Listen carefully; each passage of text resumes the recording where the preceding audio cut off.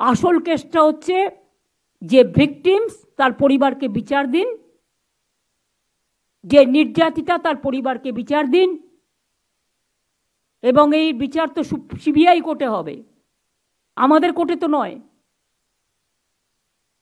সুতরাং আপনারা fast track কোর্টে বিচার করে তাড়াতাড়ি ব্যবস্থা নিন। বাংলার নামে বদনাম করা হচ্ছে সারা পৃথিবীতে। একটা হোয়াটসঅ্যাপ গ্রুপ জুটেছে, যারা এখান থেকে পড়াশুনো করে খেয়ে দিয়ে মানুষ হয়ে বাইরে গেছেন, তারা গিয়ে বাংলার বদনাম করছে একতরফা, ওয়ান সাইডেড কথা শুনে ওদের। তারা তো বোথ সাইড শুনতে পাচ্ছেন না, ইউনিল্যাটারালি, ওয়ান সাইডেড।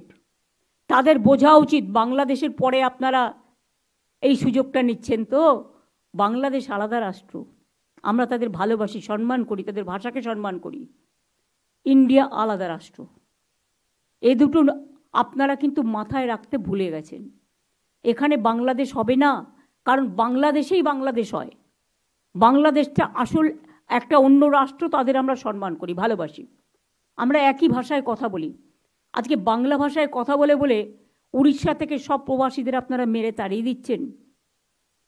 সংখ্যালঘু হবার অপরাধে আপনারা উজ্জয়িনী থেকে শুরু করে মধ্যপ্রদেশ, রাজস্থান থেকে শুরু করে, হরিয়ানা থেকে শুরু করে, উত্তরপ্রদেশ থেকে শুরু করেন, আমাদের 20,000 পরিযায়ী শ্রমিককে আপনারা রাজ্য থেকে তাড়িয়ে দিয়েছেন এবং 3 জনকে খুন করেছেন।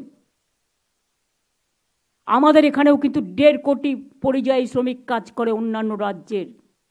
মনে রাখবেন, আমরা কিন্তু তাদের ডিস্টার্ব করি না, তার কারণ আমাদের সেখানে মানবিকতায় স্থান পায়।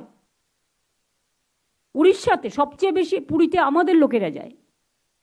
উড়িষ্যায় ট্যুরিজম, বাংলার ট্যুরিজম উড়িষ্যাকে ডেভেলপ করে। জগন্নাথ, জয় জগন্নাথ করতে সবাই যায়। উড়িষ্যা থেকে আমার কাছে খবর এলো সব লোকেদের মেরেছে এবং চলে এসছে। কারণ আমাদের এখন একটা পরিযায়ী শ্রমিকদের একটা অ্যাপ আছে। আমি তারপরে নিজে চিফ মিনিস্টারকে বললাম, আপনার রাজ্যে কেন এটা হচ্ছে? আমাদের তো সবচেয়ে বেশি লোক উড়িষ্যায় যায়, বাংলায় কথা বললেই তাকে মারধর করা হচ্ছে। এটা কি? বিজেপি রাজ্যগুলোতে এগুলো হয়, জেনে রাখুন, তখন কোনো বিচার হয় না। আর বাংলায় একটা ঘটনা ঘটলেও সেটা দুর্ভাগ্যজনক, আমরা একটি লোকও তাকে সমর্থন করি না।